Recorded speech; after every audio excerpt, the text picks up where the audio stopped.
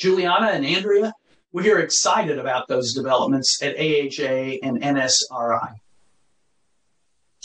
Now, Dr. Ileana Pina is recognized throughout the world as an expert in preventing and caring for people with heart failure.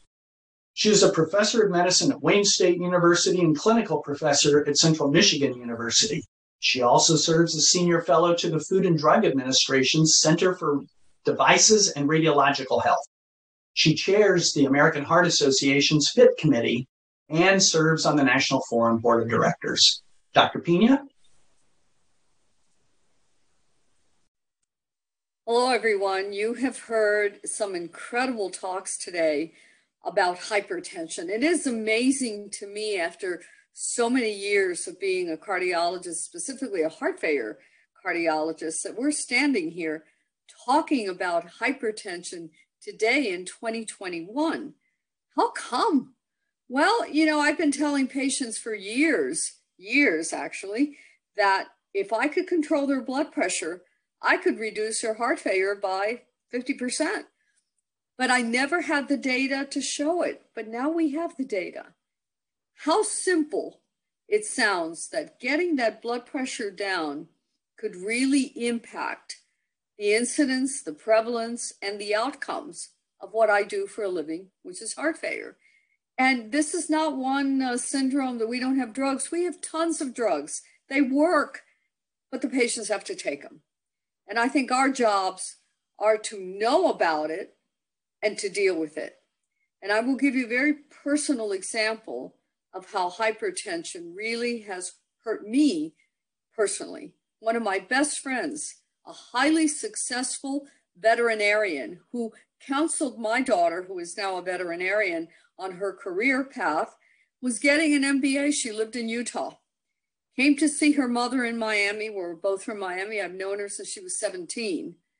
And putting her mother to bed and helping her with her night clothes, she just collapsed. Never woke up again. Her blood pressure was 240 over 120 when EMS arrived. She had a deep cerebral bleed. And once I saw a picture of the MRI, which her neurosurgery physician sent me, I knew she wouldn't make it. And sure enough, she died a week later. Our conversations came about donor for organs, about when to turn off the ventilator. And this is deeply personal because as we went back through her medical records, I had no idea that she was hypertensive. And in fact, she was.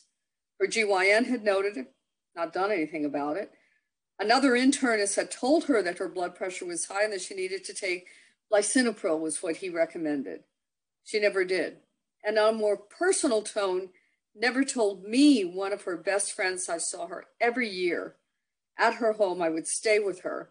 She never told me she had hypertension.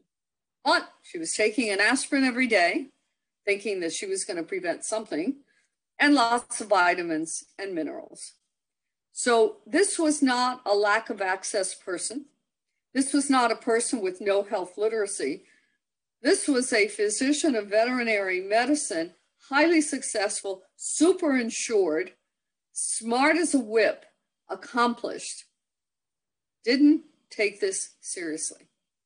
So if you want to use my story to tell your patients, your family, your circles, your societies, tell them. Let's get this done. The National Forum has been so bold today to push for a call to action. I want to push you a little bit more. Thank you for being here.